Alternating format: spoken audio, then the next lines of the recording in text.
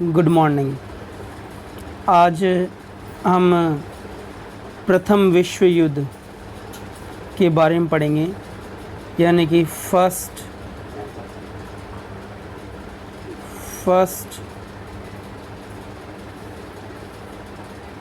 World war 1914 में start हुआ था टू 1918 टू 1918 तक चला था ये वॉर। आज हम इसी के बारे में हम पढ़ेंगे। सबसे पहले कि फर्स्ट वर्ल्ड वॉर क्यों हुआ, जो कि सबसे पहला हमारे जहन में क्वेश्चंस आता ही है कि ऐसा क्या हुआ कि प्रथम विश्व युद्ध हो गया। ये जो आप स्क्रीन पर देख रहे हैं, ये फर्स्ट वर्ल्ड वॉर में वो कंट्रीज़ हैं जिन कंट्रीज़ ने पार्टिसिपेट किया था फर्स्ट वर्ल्ड वॉर के अंदर। क्लियर है? ठीक है।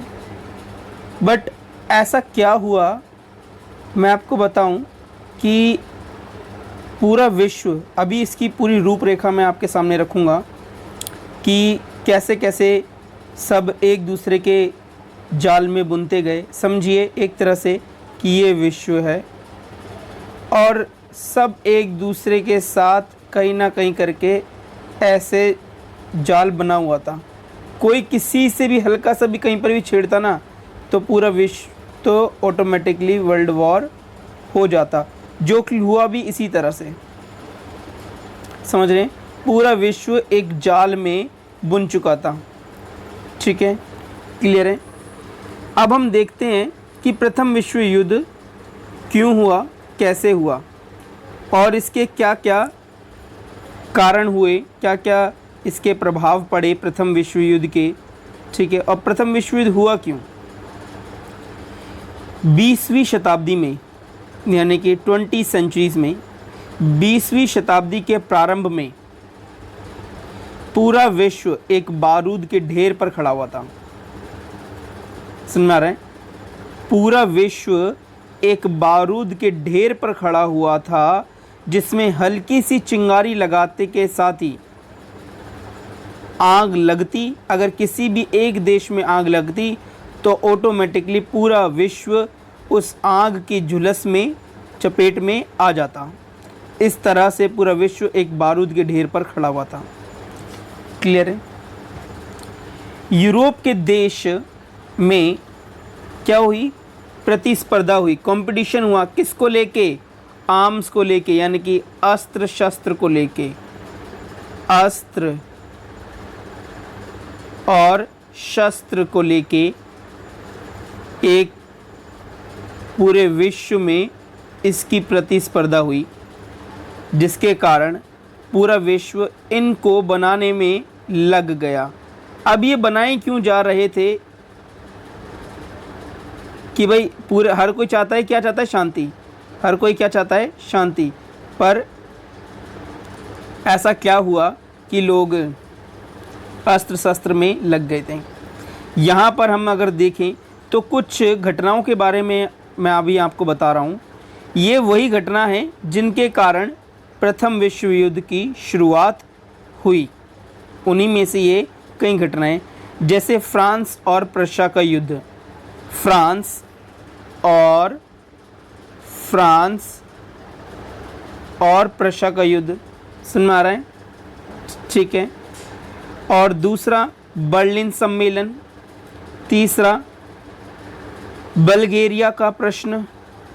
चौथा त्रिराष्ट्र संधि।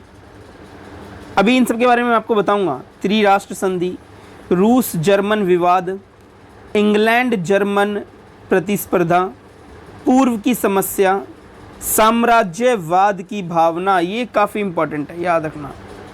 साम्राज्यवाद,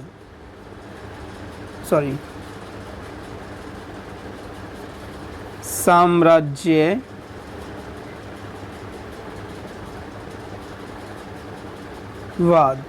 ये बहुत इंपॉर्टेंट है।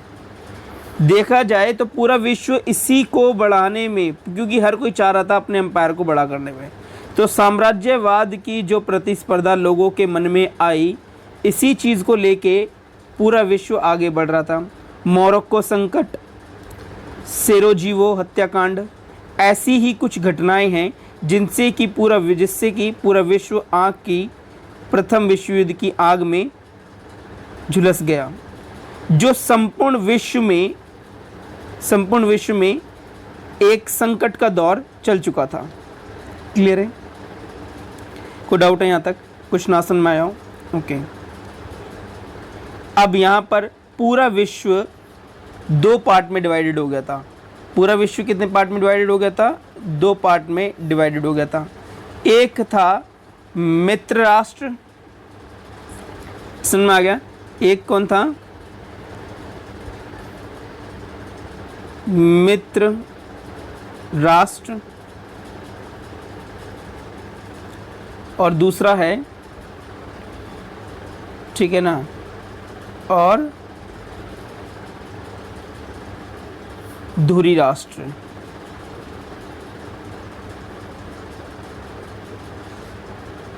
मित्र राष्ट्र और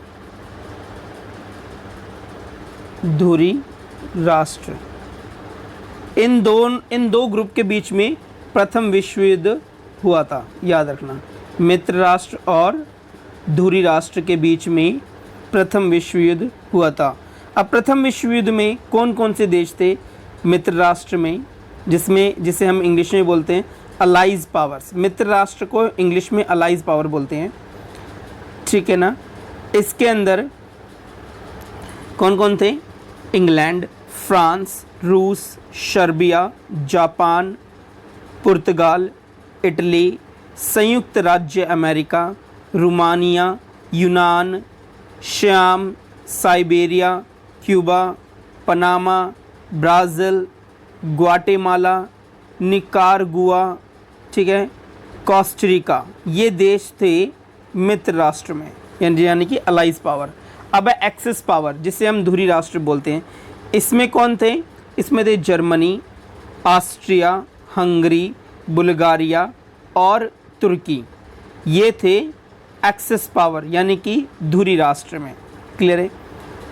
28 जून 1914 को आर्क ड्यूक फ्रांसिस फर्डिनेंड की हत्या से ऑस्ट्रिया और सर्बिया के बीच में एक युद्ध हुआ, जिससे पूरा विश्व इस आग की चपेट में आ गया, और इसी युद्ध को हम प्रथम विश्व युद्ध के नाम से हम जानते हैं। क्लियर है यहाँ पे? ओके, ठीक है, ठीक है। अब देखिए, प्रथम विश्व युद्ध में राजनीतिक, आर्थिक और सामाजिक, प्रथम विश्व युद्ध में यूरोप के अंदर आर्थिक, राजनीतिक, सामाजिक प्रतिस्पर्धा लोगों में बनी हुई थी। समझ में आ गया ना?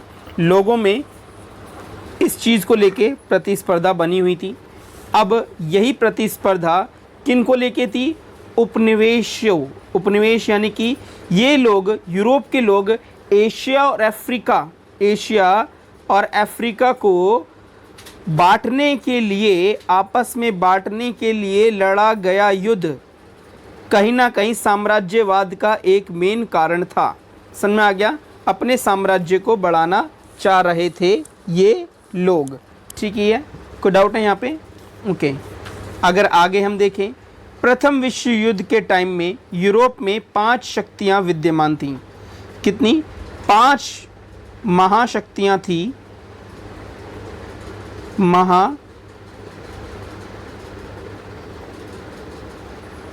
शक्तियाँ थी, समझ में आ रहा है? जिसमें कौन कौन थी 5 महाशक्तियाँ? ये थी ऑस्ट्रिया, फ्रांस, इंग्लैंड, पर्शिया और रूस, ठीक है? ये 5 कंट्रीज़ थी, ऑस्ट्रिया, फ्रांस, ठीक है, मैं आपको दिखाता हूँ। ये कौन कौन सी कंट्री थी जो 5 सबसे ज़्यादा पावरफुल थी उस टाइम पे फर्स्ट वर्ल्ड वॉर के अंदर? एक है ऑस्ट्रिया, ठीक है, समझ में आ गया, ऑस्ट्रिया। दूसरा है आपका फ्रांस, ठीक है, क्लियर है, ये रहा आपका फ्रांस, ठीक है, ये आपका फ्रांस है, समझ में आ गया, कोई डाउट है? उसके बाद है इंग्लैंड, ठीक है, समझ में आ गया, इंग्लैंड। और फिर पर्शिया, रूस, ये सारी 5 कंट्रीज़ थी किसमें? फर्स्ट वर्ल्ड वॉर के अंदर, ठीक है। अब ये 5 कंट्रियाँ उस टाइम पे फर्स्ट वर्ल्ड वॉर में सबसे ज़्यादा पावरफुल थी। आगे चल के इटली का जब एकीकरण हो गया, इटली का एकीकरण हो जाने के बाद ये छठी महाशक्ति के रूप में आगे आया। और जर्मनी का एकीकरण हो जाने पर पर्शिया का स्थान किसने ले लिया? जर्मनी ने। पर्शिया की जगह अब कौन आ गया? अब जर्मनी आ गया। कोई डाउट है यहाँ पे? क्लियर है? ओके। अब यहाँ देखिए, अब इंग्लैंड में, जैसा कि अभी हमने पढ़ा, इंग्लैंड में औद्योगिक क्रांति हुई। इंग्लैंड में क्या हुई?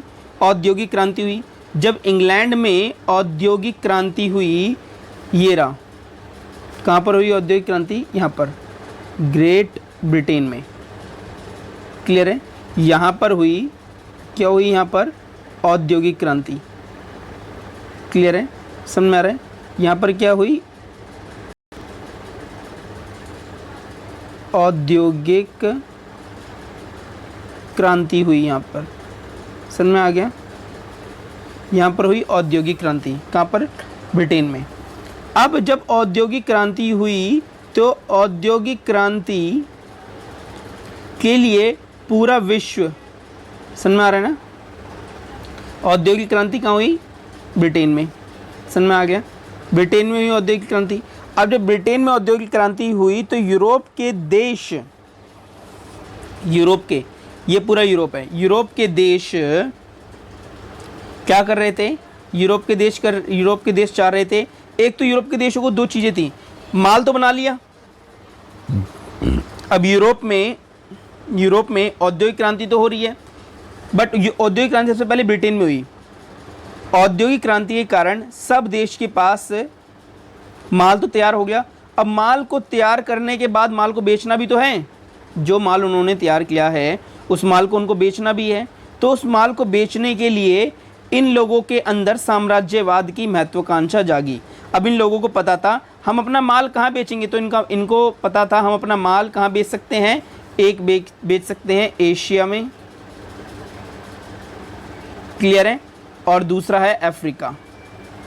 समझ में आ गया? और दूसरा क्या है? अफ्रीका। ये 2 कॉन्टिनेंट हैं जहाँ पर ये अपना माल बेच सकते हैं। समझ में आ गया? कोई डाउट है यहाँ पे? ठीक है, इन्हें पता था हम अपना माल यहीं बेच सकते हैं। अब ऐसे में इनको माल तो चलो यहाँ बेच सकते हैं, इसके माल के साथ साथ इन लोगों के मन में आया कि हम इन कंट्रीज़ को गुलाम बनाते हैं। हम इन कंट्रीज़ को क्या बनाते हैं? गुलाम बनाते हैं, क्योंकि हमें यहाँ से क्या चाहिए? कच्चा माल। क्या चाहिए? कच्चा रॉ मटेरियल इनको चाहिए। ठीक है, इनको ये चाहिए, कच्चा माल चाहिए। तो कच्चे माल के लिए इनको क्या करना होगा? वहाँ पर कंट्रोल करना होगा। इसी कंट्रोल के लिए इन लोगों के अंदर आपस में एक दूसरे को लेके क्या हुआ? कंपटीशन हुआ, प्रतिस्पर्धा हुई कि कौन किस देश को गुलाम बनाएगा। और उसी प्रतिस्पर्धा को हम प्रथम विश्व युद्ध का एक कारण मान सकते हैं। क्लियर है? कोई डाउट है यहाँ पे? समझ में आ गया? ओके। अब यहाँ देखिए, अब यहाँ पर हुआ ये कि सभी देश अपनी आत्मरक्षा के लिए, यानी कि सेल्फ डिफेंस के लिए आपस में सैनिक संधियां, यानी कि सैनिक गुट क्या बना रहे थे? ध्यान से सुनना, सैनिक गुट बना रहे थे।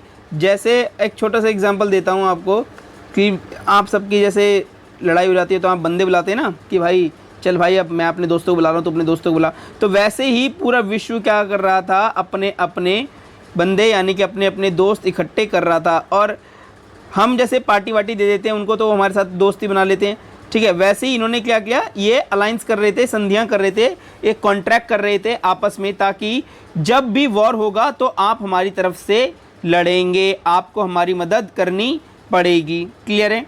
ऐसे सैनिक गुट पूरे विश्व में, पूरे यूरोप में, विश्व में ऐसे सैनिक गुट बनाए जा रहे थे। क्लियर है। ऑस्ट्रिया और हंगरी, ऑस्ट्रिया और हंगरी, ठीक है ना, ये रहे। क्लियर है।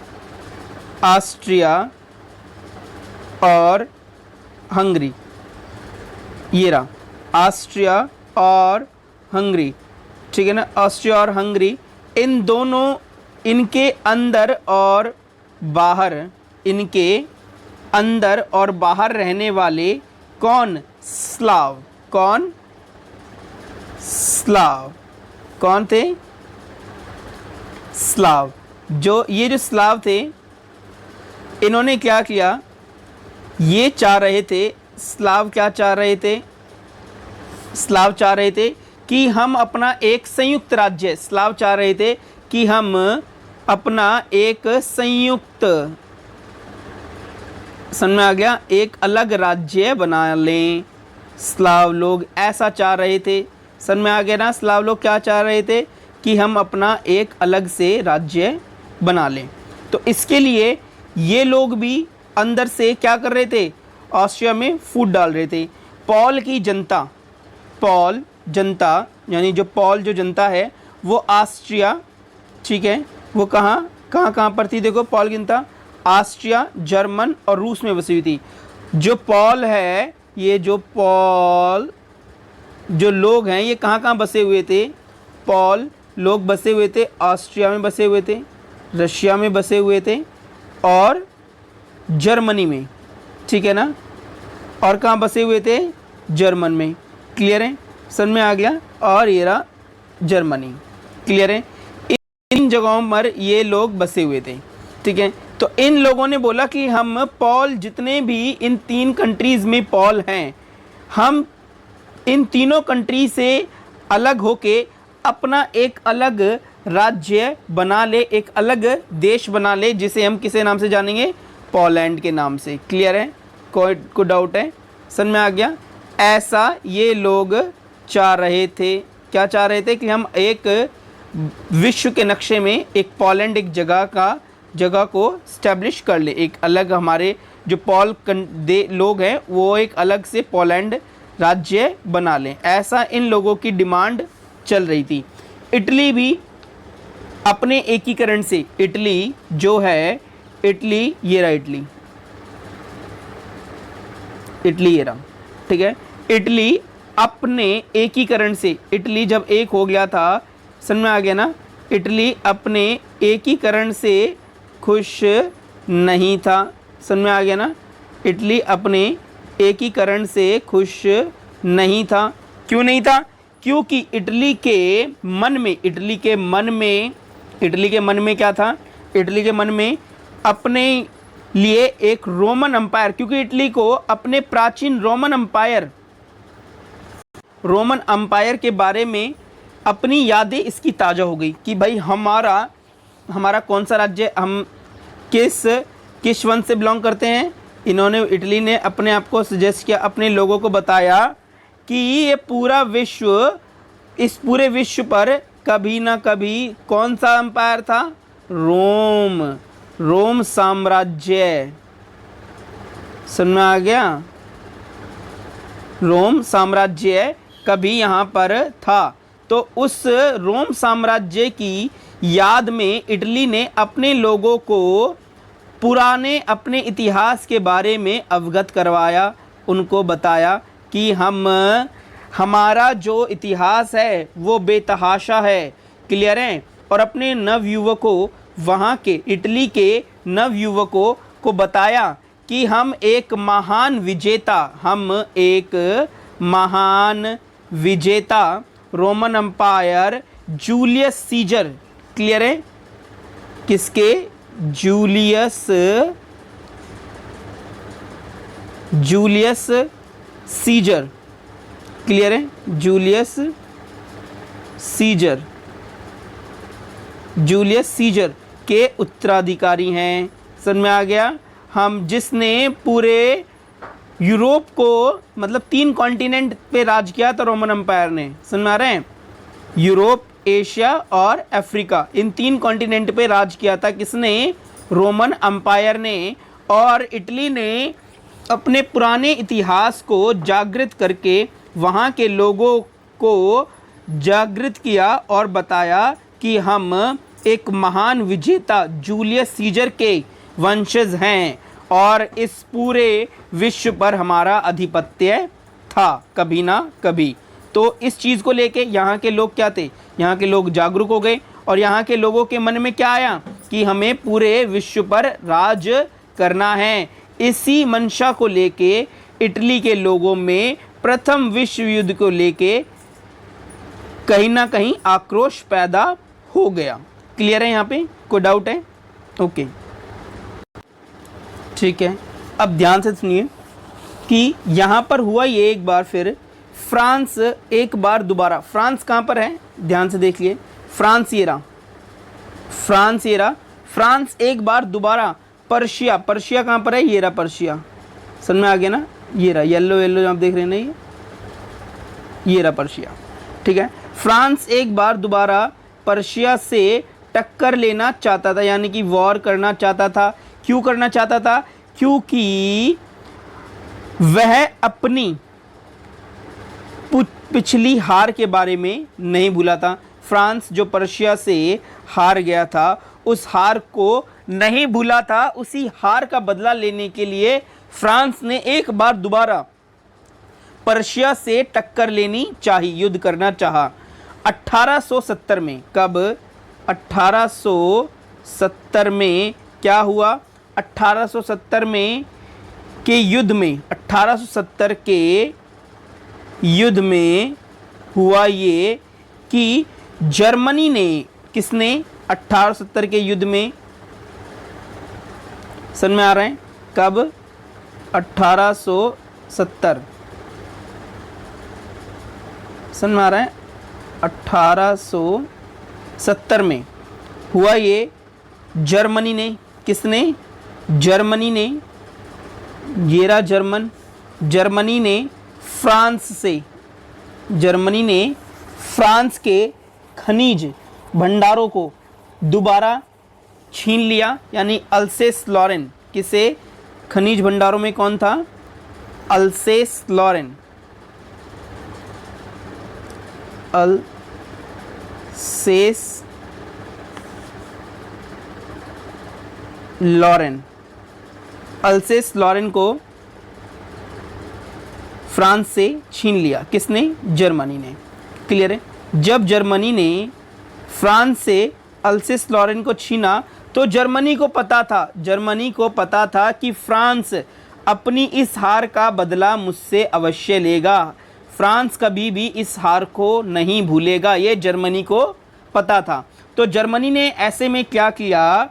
जर्मनी ने फ्रांस से कि फ्रांस के पड़ोसी देशों को, फ्रांस के पड़ोसी देशों से, यानी कि स्विस से और स्पेन से, ठीक है, इन सब से क्या कर दिए? उनसे उनके पड़ोसी देशों से कई संधियां कर ली, यानी कि उनसे अपनी दोस्ती बढ़ा ली, ताकि भविष्य में कभी भी अगर फ्रांस मेरे ऊपर अटैक करेगा तो जर्मनी के जो दोस्त हैं, जो फ्रांस के नेबर्स हैं, पड़ोसी देश हैं, वो ऑटोमेटिकली फ्रांस के ऊपर अटैक कर सकते हैं। ऐसा जर्मनी ने किया। तो जब देखो कितना बड़ा जाल है ना, कि भाई जाल बुनता जा रहा है। ठीक है, अब ऐसे में जर्मनी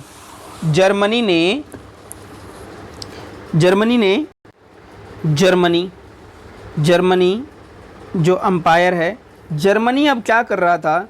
जर्मनी ने स्वयं को खुद को पावरफुल बनाने के लिए उसने किनको टारगेट किया? जिनको आज हम भी टारगेट कर रहे हैं, स्कूल और कॉलेज, क्योंकि यही वो दो जगह हैं जहाँ से पूरे किसी भी देश का भविष्य तय किया जाता है। समझ में आ गया? क्योंकि यूथ, समझ में आ रहा है, ध्यान से सुनना, क्योंकि जो युवा है, किसी भी देश का युवा उस देश की रीढ़ की हड्डी होती है। क्लियर है? जो कि जर्मनी ने भी वैसे ही किया। जर्मनी ने स्कूल और कॉलेज के विद्यार्थियों को ये सिखाया कि जर्मन क्या है, एक उन्नत देश है। जर्मन क्या है, एक उन्नत देश है और एक बलवान देश है। क्या है? एक उन्नत और बलवान देश है। ऐसा जर्मनी ने अपने लोगों को बताया कि हम क्या हैं, सबसे ज़्यादा विकसित हैं और सबसे ज़्यादा बलवान हम ही हैं। और जर्मनी ने बोला कि इसके अलावा जितने भी विश्व में लोग हैं वो क्या हैं, अयोग्य हैं। वो क्या हैं, अयोग्य हैं, यानी कि उनके अंदर योग्यता नहीं है। समझ में आ गया? वो क्या है, अयोग्य हैं और क्या हैं, हीन हैं। समझ आ गया? हमसे कमज़ोर हैं। और उन सब को एक करने के लिए और उन सब को अच्छा पाठ पढ़ाने के लिए हमें उनको कंट्रोल करना होगा, ऐसा जर्मनी ने अपने लोगों को कहा। और जर्मनी ने बोला कि शांति, क्या, शांति, जिसका भारत हमेशा समर्थन करता है। समझ में आ रहा है? जैसा जर्मनी ने बोला शांति केवल स्वप्न है, शांति के क्या है, केवल स्वप्न है, यानी कि सपने में देखी जा सकती है शांति। ऐसा जर्मनी ने अपने लोगों को बताया कि शांति क्या है, एक स्वप्न है। ठीक है? और युद्ध एक आवश्यकता है। युद्ध क्या है, युद्ध एक आवश्यक है। युद्ध क्या है, आवश्यक। युद्ध क्या है, आवश्यक है, क्योंकि किसी भी चीज़ को सुधारने के लिए जर्मनी ने बोला युद्ध करना अत्यंत आवश्यक है। ठीक है? अब ऐसे में जर्मनी ने बोला कि हम अपनी स्थल सेना, स्थल और नौसेना, स्थल और नौसेना को हमें बढ़ाना है। जर्मनी ने ऐसा बोला। क्लियर है? जर्मनी ने क्या बोला, हमें स्थल सेना और अपनी नौसेना को बहुत ही ज़्यादा डेवलप करना है, विकसित करना है। ऐसे में जर्मन सम्राट क्या नाम था, विलियम सेकंड। क्या नाम था, विलियम सेकंड। समझ में आ गया? विलियम सेकंड इनका नाम था, जिन्होंने विलियम सेकंड जो ये विलियम सेकंड जो थे ना, जर्मन सम्राट थे और ये खुद सैन्यवादी थे। ये खुद इनकी मानसिकता क्या थी, सैन्यवादी मानसिकता थी। क्लियर है? इसीलिए ये एक युद्ध को लेके काफ़ी उत्तेजित रहते थे। जर्मन सम्राट विलियम सेकंड, जर्मन सम्राट विलियम सेकंड, इन्होंने क्या किया, इन्होंने 1895 में ये घोषणा कर दी कि जर्मन क्या है, विश्व शक्ति। क्या है, जर्मन एक विश्व शक्ति में तब्दील हो रहा है। ऐसा जर्मन सम्राट विलियम सेकंड ने अनाउंसमेंट कर दी थी। क्लियर है? समझ में आ गया? और इन्होंने बोला, इन्होंने 1900 में, इन्होंने 1900 में जर्मन नौसेना के लिए ये घोषित कर दिया, जर्मन नौसेना, समझ में आ रहा है, जर्मन नौसेना के लिए ये घोषित कर दिया कि विश्व में हमारे जितना ताकतवर, शक्तिशाली कोई भी नहीं है। अगर कोई भी हमसे नौसेना यानी समुद्र में युद्ध करेगा तो उसके लिए भी खतरा उत्पन्न हो जाएगा। ऐसा जर्मन सम्राट विलियम सेकंड ने बोला। ये ऐसा बोला क्यों, ध्यान सुनना, ऐसा क्यों बोला, ऐसा इसलिए बोला ताकि, और ये खुली चुनौती थी। ये खुली चुनौती किसके लिए थी, ये खुली चुनौती थी ब्रिटेन के लिए। जर्मन ने किसको टारगेट किया, क्योंकि समुद्र पर राज कौन कर रहा था उस टाइम पे, ब्रिटेन कर रहा था, और इसीलिए ब्रिटेन को खुली चुनौती दी थी इनडायरेक्ट वे में। किसने, जर्मन ने। क्लियर है? विलियम सम्राट सेकंड ने। कोई डाउट है यहाँ पे? ठीक है। अब जर्मनी जब शक्तिशाली यानी कि पावरफुल होता जा रहा था तो उसमें काफ़ी इम्पॉर्टेंट एक संधि है जिसे हम ट्रिपल अलायंस यानी कि त्रिगुट संधि बोलते हैं। उसे क्या बोलते हैं? त्रिगुट संधि यानी कि ट्रिपल अलायंस, इसे इंग्लिश में कहते हैं ट्रिपल अलायंस, त्रिगुट संधि। अब ये त्रिगुट संधि हुई किन किन के बीच में? ये हुई जर्मनी, ऑस्ट्रिया और इटली, इन तीनों के बीच में ये ट्रिपल अलायंस संधि हुई थी। अब ये ट्रिपल अलायंस संधि जो हुई थी इससे जर्मनी और ज़्यादा शक्तिशाली यानी पावरफुल हो गया था। क्लियर है? अब फ्रांस जर्मनी पर अगर अटैक करेगा, ऐसा इन्होंने बोला कि अगर फ्रांस, समझ में आ रहा है, अगर फ्रांस, क्योंकि याद है ना जर्मनी ने फ्रांस को, मैंने बताया था जर्मनी ने फ्रांस के लॉरेंस को छीन लिया था, उनके खनिज भंडारों को छीन लिया था, तो जर्मनी को डर था फ्रांस से। तो जर्मनी ने बोला अगर फ्रांस मेरे ऊपर अटैक करेगा तो इटली उसकी सहायता करेगा, और अगर यदि जर्मनी और ऑस्ट्रिया, ठीक है, जर्मनी और ऑस्ट्रिया की सहायता करेंगे। और इन्होंने बोला कि अगर इटली पर अटैक होगा तो जर्मनी और ऑस्ट्रिया की सहायता, यदि इनमें से दो राज्य यानी कि फ्रांस और रूस, यानी कि फ्रांस और रूस, अगर इन तीनों में से किसी के ऊपर भी अटैक करते हैं, ये दोनों मिलके अगर तीनों में से किसी के ऊपर भी अटैक करते हैं, फ्रांस और रूस की दोनों में से तीनों में से किसी के ऊपर भी अटैक करते हैं तो तीनों मिलके इनका सामना करेंगे। क्लियर है? इसी को हम किस नाम से जानते हैं? Triple alliance. क्लियर है? अब जिस तरह जर्मनी ने ट्रिपल अलायंस यानी कि त्रिगुट संधि की, वैसे ही इंग्लैंड भी, भाई इंग्लैंड भी बेवकूफ़ थोड़ी ना है। जर्मनी की जो कूटनीति चाल चल रहा है जर्मनी, वो बाकी देश पागल थोड़ी ना है। ब्रिटेन भी उसकी चाल समझ चुका था इसकी जर्मनी की। तो इंग्लैंड ने क्या किया? इंग्लैंड ने 1902 में, ब्रिटेन ने 1902 में किसके साथ? जापान के साथ। 1902 में किसके साथ? ब्रिटेन ने जापान के साथ साइन अपनी अलाइंसेस कर दी।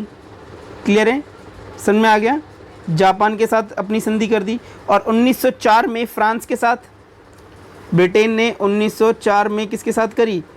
फ्रांस के साथ। समझ में आ गया? 1904 में किसके साथ करी? फ्रांस के साथ करी। ठीक है। और 1907 में इंग्लैंड ने किसके साथ, क्या नाम है, फ्रांस के साथ।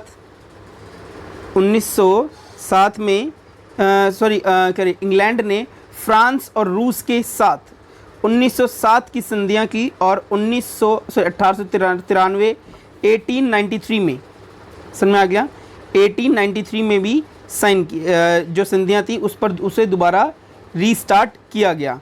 अब बिस्मार्क की जो त्रिगुट अलाइंसेस यानी ट्रिपल अलाइंसेस थी उसके विरुद्ध कौन कौन खड़े हो गए? ब्रिटेन, फ्रांस और रशिया। कौन कौन? ब्रिटेन, फ्रांस और रशिया। ये ट्रिपल अलाइंसेस के अगेंस्ट थे। समझ में आ गया? ये ट्रिपल अलाइंसेस के अगेंस्ट में थे। कौन? ब्रिटेन, फ्रांस और रशिया। क्लियर है? कोई डाउट है यहाँ पे? ओके, ठीक है। अभी देखिए, बाल्कन स्टेट जो थे, यानी कि बाल्कन ने जो कंपटीशन जो स्टार्ट कर रखा था, जो प्रतिद्वंदिता चल रही थी, उनमें ऑस्ट्रिया, हंगरी, समझ में आ गया, उनमें ऑस्ट्रिया, हंगरी राजतंत्र के लिए भय उत्पन्न कर दिया था। बाल्कन राष्ट्रीय प्रतिनिधित्व ने ऑस्ट्रिया हंगरी राजतंत्र के लिए एक भय और डर का राजतंत्र उत्पन्न कर दिया था। बाल्कन राज्यों में बाल्कन राज्यों में सर्बिया नामक राज्य मुख्य समस्या बन गया। बाल्कन राज्यों में सबसे इम्पोर्टेंट सबसे उसका टेंशन भरा राज्य कौन था? सर्बिया। क्लियर है? बाल्कन राज्यों में सबसे टेंशन भरा राज्य था सर्बिया, जो मैं मार्क कर रहा हूँ। क्लियर है? ये सबसे बड़ी टेंशन भरा राज्य था उस टाइम पे। क्लियर है? समझ में आ गया? ठीक है, अब ध्यान से देखिए।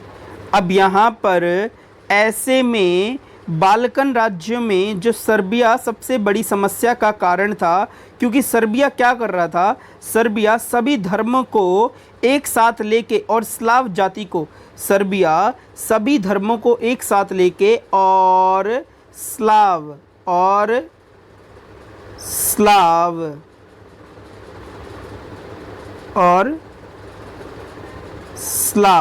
जाति को एक साथ लेके आगे बढ़ना चाह रहा था। कौन चाह रहा था ऐसा? सर्बिया। क्लियर है?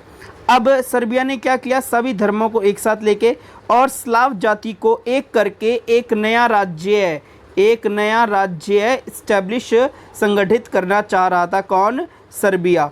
क्लियर है? ये बाल्कन राज्यों की सबसे बड़ी समस्या का मेन कारण था। क्लियर है? अब यहाँ पर अगर हम आगे देखें तो ऐसे में यहाँ के विद्यार्थियों को, यानी कि यहाँ के स्कूल और कॉलेजेस के स्टूडेंट्स को क्या सिखाया जा रहा था कि सॉरी थोड़ा मैं बवाल करनी, वो जो बेल्गेरिया के रूलर्स थे, फर्डिनेंड, जो बेल्गेरिया के रूलर थे, शासक थे, जिनका नाम क्या था? फर्डिनेंड। क्या नाम था इनका? फर्डिनेंड। क्लियर है? फर्डिनेंड ये बेल्गेरिया के रूलर्स थे, फर्डिनेंड। ठीक है? फर्डिनेंड जो थे ये बेल्गेरिया के रूलर्स थे और इन्होंने किसकी उपाधि ले ली थी? जार की। इन्होंने किसकी उपाधि ले ली थी? जार की उपाधि धारण कर ली थी। किसने? बेल्गेरिया के रूलर्स फर्डिनेंड ने जार की उपाधि धारण कर ली थी और इन्होंने यूनान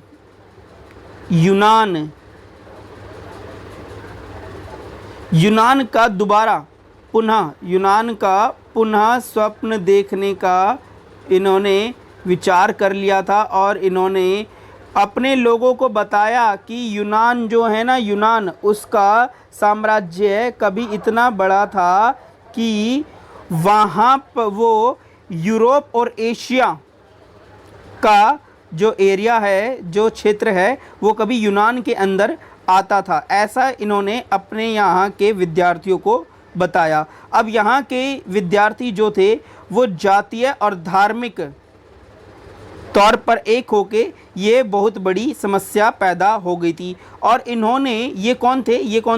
ये ईसाई थे। ये कौन थे? ये कौन से धर्म से बिलोंग करते थे? ये ईसाई धर्म से बिलोंग करते थे, यानी क्रिश्चियन थे। और इन्होंने इनकी जो दुश्मनी थी ये किसके अगेंस्ट थी? ये जो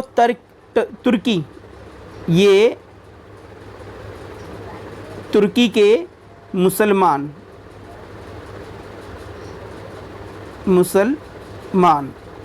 तुर्की के मुसलमानों को उखाड़ कर फेंकना चाहते थे। कौन? ये यूनान के लोग। क्लियर है? ऐसा इनके अंदर द्वेष उत्पन्न हो चुका था और इनकी सहायता के लिए रोम और बाद में ऑस्ट्रिया। इनकी सहायता के लिए कौन कौन आए? इनकी सहायता के लिए रोम आया, ठीक है, बाद में ऑस्ट्रिया आया। समझ में आ गया? रोम आया, बाद में ऑस्ट्रिया आया और फिर कौन आया? हंगरी भी आ गया था। क्लियर है? समझ में आ गया? अब परंतु इसी बहाने ये आपस में लड़ रहे थे। समझ में आ गया? रोम आ गया इनकी सहायता के लिए, ऑस्ट्रिया आ गया और हंगरी आ गया। समझ में आ गया? जब ये तीनों साथ में आ गए तो इसी चीज़ का फ़ायदा उठाया हमारे भाई साहब रूस ने। समझ में आ गया? इसी चीज़ का फ़ायदा किसने उठाया? हमारे भाई साहब रूस ने इस चीज़ का फ़ायदा उठाया। और रूस जो आगे बढ़ना चाह रहा था, कहाँ से? भूमध्य सागर की रेखा को, कहाँ पर? भूमध्य, समझ में आ गया? भूमध्य सागर, भूमध्य सागर की रेखा को पार करना चाहता था कौन? हमारा भाई रशिया, ये ऐसा करना चाह रहा था। समझ में आ गया ना? कोई डाउट है यहाँ पे? हैं? कोई डाउट तो नहीं है? क्लियर है? ओके, ठीक है। ऐसा हमारा भाई रशिया चाह रहा था। अब रशिया ने आगे चल के, अब जब रशिया आगे बढ़ रहा था, तो रशिया जब आगे बढ़ रहा था तो रशिया का विरोध, रशिया के अगेंस्ट कौन खड़ा था? यहाँ पर अंग्रेजों को रशिया का भूमध्य सागर की ओर बढ़ना बिल्कुल भी पसंद नहीं था। क्लियर है? हमारे ब्रिटेन भाई साहब को रशिया का आगे बढ़ना, भूमध्य की तरफ, भूमध्य रेखा की तरफ, सागर की तरफ आगे बढ़ना बिल्कुल भी अंग्रेजों को पसंद नहीं था। और ऑस्ट्रिया को भी, और किसे? ऑस्ट्रिया को भी ये चीज़ पसंद नहीं थी। जबकि देखो ट्रिपल अलाइंसेस में तीनों एक साथ है, ऑस्ट्रिया, फ्रांस और रूस है। ये तीनों, नॉट ट्रिपल अलाइंसेस, सॉरी, मतलब ये ट्रिपल अलायंस के जो त्रिगुट संधि थी उनके अगेंस्ट ये तीनों एक साथ खड़े थे, ब्रिटेन, फ्रांस और रशिया। बट जहां अगर हम देखें तो फ्रांस, सॉरी, ब्रिटेन को बिल्कुल भी पसंद नहीं है कि रशिया आगे बढ़े। क्लियर है? कहने को तो दोस्त है, दोनों ने संधियां कर रखी है, बट जब रशिया भूमध्य सागर की तरफ आगे बढ़ रहा है तो ब्रिटेन उसका विरोध कर रहा है। और ध्यान से सुनना मेरी बात, देखो, है ना, ब्रिटेन इसका विरोध कर रहा है। और जो ब्रिटेन और फ्रांस और रशिया अगेंस्ट हैं किसके? ऑस्ट्रिया के। बट अब यहाँ पर ऑस्ट्रिया सपोर्ट कर रहा है किसे? किसे सपोर्ट कर रहा है ऑस्ट्रिया? किसे सपोर्ट कर रहा है ऑस्ट्रिया? ब्रिटेन को, क्योंकि ब्रिटेन को ही पसंद नहीं है कि रशिया आगे बढ़े, और ना ही ऑस्ट्रिया को पसंद है कि रशिया आगे बढ़े। क्लियर है? इस तरह के जाल बुने जा रहे थे, पता ही नहीं चल रहा था कि कौन क्या कर रहा है। समझ में आ गया? तो ऑस्ट्रिया को पसंद नहीं था। और ऑस्ट्रिया और सर्बिया के बीच में, ऑस्ट्रिया और सर्बिया के बीच में क्या था? इन दोनों के बीच में मनमुटाव था। प्रथम विश्व युद्ध की मेन जड़ तो यही माने गए हैं ना दोनों। समझ में आ गया? प्रथम विश्व युद्ध की मेन जड़ तो इन्हीं दोनों को माना गया है। अब यहाँ पर प्रथम विश्व युद्ध की मेन जड़ तो इन दोनों को माना गया है। अब इन दोनों के बीच में भी मनमुटाव था। तो रूस में साम्राज्यवाद की भावना प्रबल थी। रूस में क्या थी? रूस चाह रहा था कि मैं अपने साम्राज्य को क्या करूं? बढ़ाऊं आगे, और अपने एम्पायर को क्या करूं? और ज़्यादा इंक्रीज करूं। तो रशिया ने क्या किया? ट्रांस साइबेरिया, क्या किया रशिया ने? ट्रांस साइबेरिया, ट्रांस साइबेरिया,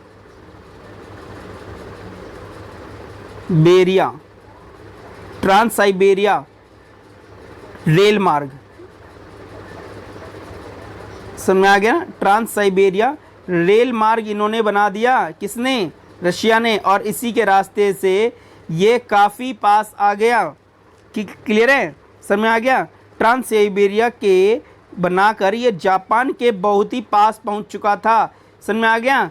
क्यों? क्योंकि जापान के, अब ये जापान के पास क्यों पहुंचा? क्योंकि 1904 में से लेके 1905 में जो युद्ध हुआ था जिसमें जापान ने रशिया को हरा दिया था। क्लियर है? तो कहीं ये भी कहीं ना कहीं रंजिश थी इसके मन में। समझ में आ गया? तो जापान के बहुत ही पास पहुंच चुका था।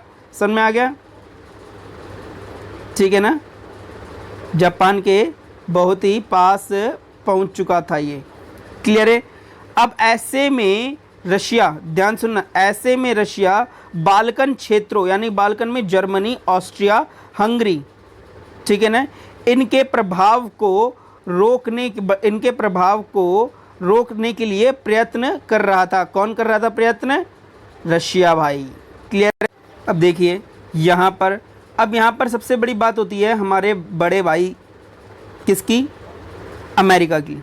अमेरिका की बात इसलिए हम करते हैं क्योंकि अमेरिका अभी भी संयुक्त राज्य अमेरिका यानी कि यूएसए, कौन? यूएसए जो था ये अभी भी प्रथम विश्व युद्ध में इन्वॉल्व नहीं हुआ था, क्योंकि इसने तो मतलब आइसोलेशनिज्म यानी कि आपका अलगाववाद की नीति अपना रखी थी इसने। कब? यूएसए ने अलगाववाद की नीति कब अपना ली थी? 1787 से लेके टू 1914 प्रथम विश्व युद्ध तक ये अलगाव रहा था, यानी पूरे विश्व से अलग था। आइसोलेशनिज्म की नीति पर ये आगे बढ़ रहा था। तो यूएसए ने तो अपने आप पूरे विश्व को से अपने आप को अलग कर लिया था और इसके मन में साम्राज्यवाद को आगे बढ़ाने वाली मंशा नहीं थी, बल्कि ये क्या कर रहा था, यूरोप के सभी लोगों को, यूरोप के सभी राष्ट्रों को, यानी कि पूरे यूरोप को क्या कर रहा था, ये हथियार दे रहा था, शस्त्र। समझ में आ गया? क्योंकि इन्होंने तो यूएसए ने क्या कर लिया था, यूएसए ने जिस टाइम पे पूरा विश्व एक संधियों के जाल में जूझ रहा था, उस टाइम पे अमेरिका अपने आप को आर्थिक तौर पर और सैनिक तौर पर और राजनीतिक तौर पर, हर तौर पर अपने आप को सक्षम बनाता जा रहा था, एक ताकतवर देश बनता जा रहा था। और प्रथम विश्व युद्ध के दौर में अमेरिका ने यूरोप के देशों को हथियार सप्लाई किए, यानी कि हथियार उनको बेचे हैं, और उन्हीं के हथियारों से जो पैसा आया उससे अमेरिका की आर्थिक स्थिति क्या हो गई, और भी ज़्यादा मजबूत हो गई। क्लियर है? समझ में आ गया? कोई डाउट है? ओके ठीक है। अभी मैं, अगर आपको कोई डाउट है तो मुझे प्लीज़ कमेंट्स में बताइएगा। ठीक है, क्लियर है? नेक्स्ट वीडियो में मैं आपको बताऊंगा प्रथम विश्व युद्ध के कारण क्या थे। क्लियर है? अभी तो मैंने आपको प्रथम विश्व युद्ध की बस एक हल्की सी झांकियाँ बताई हैं कि कौन कौन क्या क्या कर रहा था उस टाइम पे। मेन रीजंस जो होगा वो नेक्स्ट वीडियो में आपके पास आ जाएगा कि प्रथम विश्व युद्ध के कारण क्या थे। क्लियर है? कोई डाउट हो तो प्लीज़ कमेंट्स में बताइएगा। Thank you so much.